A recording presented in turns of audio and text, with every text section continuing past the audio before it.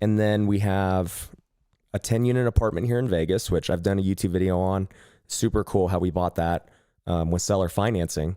I got a $300,000 apartment with $16,000 down and no payments for 3 years.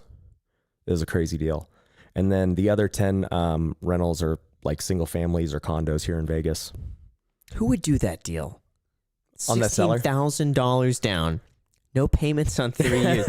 Who would do that? So I'll give you the 5-minute story of how it happened. So we are cold calling sellers and stuff, trying to get marketing or trying to find deals. This seller picks up. He's like, hey, I don't want to sell this house I have, but I own this 10-unit apartment.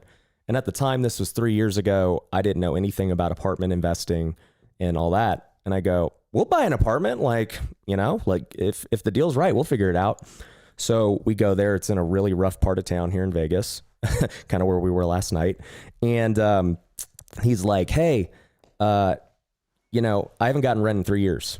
And I said, okay, that's not good, but it's also a sign of motivation. And so we go there and we see it's just like really bad. I mean, gang banging, like selling guns and stuff, like legit. And we also noticed that one of the units burnt down. Like he didn't even know. And he didn't know that one of the units No, burned he down? had no idea.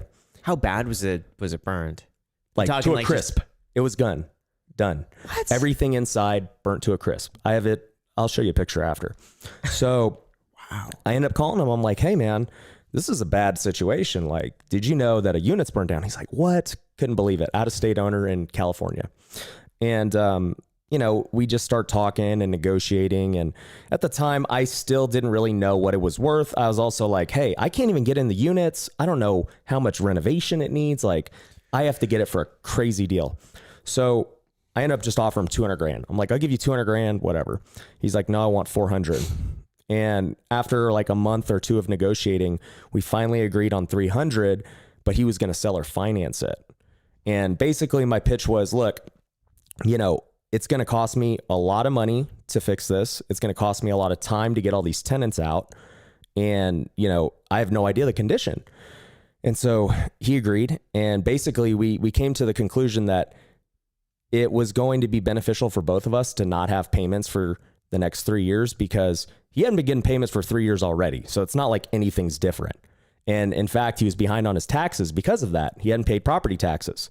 So I paid off all his property taxes he owed. It was 16 grand. That was where it came from.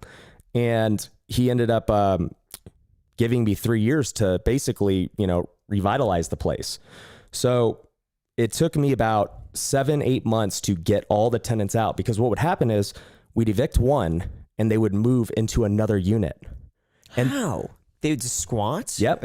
Then there's nothing like, I mean, obviously it's not right, but it sucks so bad that you have to start the whole eviction process on that unit, because, you know, you evict somebody For from a squatter? Even if they squat? Yeah. How is that legal for a squatter? Who's to stop? Who's to not like come into one of my properties just overnight and be like, no, I live here. Here's a lease agreement. I feel like if that, you just call the cops, kick them out.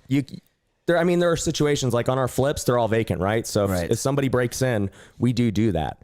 But these people did live there in that apartment for, you know, however long they did. Like they did have a right to live there. But not that unit. Not that Are unit. there any like legal repercussions on their end for doing that? I mean, they got nothing to lose. Like it just they didn't care. But long story short, like we had to keep kicking these people out.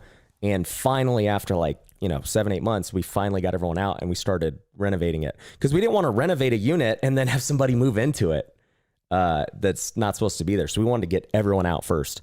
So it wasn't making money for at least a year, which is why I was like, we need time. I'm not paying you, you know, because I got to do all the work that you didn't do.